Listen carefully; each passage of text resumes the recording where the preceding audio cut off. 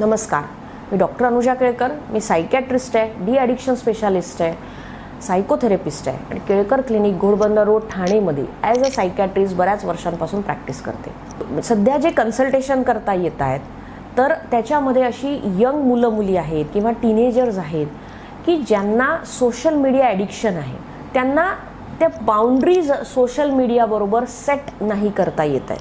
त्यांना दिवसभर ते करत राहतात, सोशल मीडिया बघत राहतात.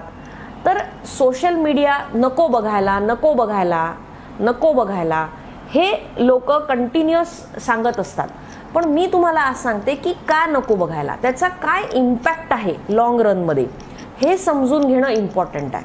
त्याच्यामध्ये सगळ्यात पहिले म्हणजे की लोकांना हे ॲडिक्शन म्हणजे काय, तर ॲडिक्शन म्हणजे त्याचा नशा होणं, सवय होणं.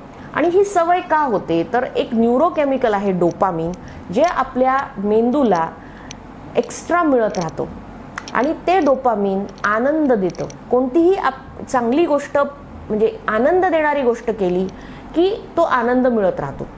आता याच्यामध्ये काय आहे की सोशल मीडिया आपण बघत असलो की आपल्या मेंदूला हे डोपामिन मिळत राहतं. सुरुवातीला काय होतं की छोटे छोटे व्हिडिओज, रील्स, काही इन्फॉर्मेशन वाचून आपल्या मेंदूला ते डोपामिन मिळत राहतं. Over a period of time ते डोपामिन मिळणं कमी होतं, कारण जसं नशा आहे की तो नशा करून त्या क्वांटिटीनी मग तो आनंद मिळत नाही आणि मग तो जास्त क्वांटिटीमध्ये घ्यायला लागतं, तेव्हा तो आनंद मिळतो. मग तसं छोटे छोटे रील्स पाहून मिळत नाही, मग जास्त वेळ कंटिन्युअसली ते पाहावं लागतं तर तो आनंद मिळतो.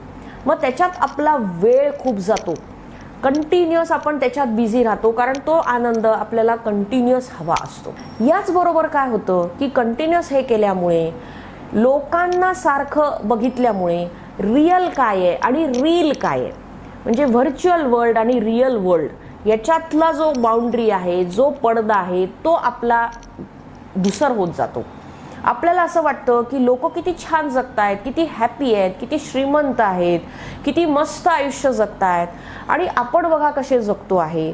त्याच्यामुळे काय होतं की ती निराशा यायला लागते, कॉन्फिडन्स लो होतो आणि हळूहळू काय होतं की मोटिवेशन जायला लागतं की अरे आपण काहीच नाही आयुष्यात करत आहे, आपण त्यांच्यासारखं जगूच शकत नाही आहे. मग ते रियालिटी टच हळूहळू हळूहळू निघायला लागतो की काय खरं काय खोटं, काय चूक काय बरोबर, हा रियालिटी टचच राहत नाही.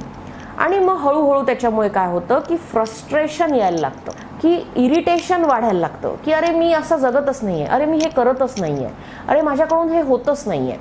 आणि मग ती निगेटिव्हिटी येत आपल्याला असं वाटायला लागतं की अरे I am worthless, I am hopeless आणि मी काहीच आयुष्यात करू शकत नाही. लोक किती छान जगतायत आणि हेच तेच त्याची तीव्रता इतकी वाढत जाते की आपण पूर्ण निगेटिव्ह होऊन आपण काहीही आयुष्यात करत नाही, आपण नुसतं त्याच्यात जगत राहतो. हळूहळू जसं नशेमध्ये होतं की तेवढी क्वांटिटी नशा करून फरक पडत नाही. काही लोक नशा करतात म्हणून करतात, त्याच्यातनं आनंद काही काळानंतर येणं बंद होऊन जातं. तसंच सोशल मीडियाचं आहे की त्याच्यातनं काही काळानंतर आनंद मिळत नाही, फक्त बघायचं आहे म्हणून बघतात, लोक वेळ घालवतात. तर त्याची तीव्रता इतकी असते की हळूहळू कळतच नाही की अरे आपण कुठे चाललो आहे, हे का करतो आहे. म्हणून हे सगळं होऊ नये म्हणून आपल्याला बाउंड्रीज सोशल मीडिया बरोबर सेट करणं इम्पॉर्टंट आहे. हे जो पुढचा जो प्रॉब्लेम आहे तो आपल्याला कंट्रोलमध्ये आणण्याकरता कुठेतरी आपण बाउंड्री सेट करावी, जेणेकरून आपल्या आयुष्यात प्रॉब्लेम होणार नाही, रिअल आणि रील मधले आपली जी लाईन आहे ती धुसर होणार नाही. याप्रमाणेच व्हिडिओज पाहायचे असतील तर तुम्ही माझं यूट्यूब चॅनल लाईक करा, शेअर करा, सबस्क्राईब करा. धन्यवाद.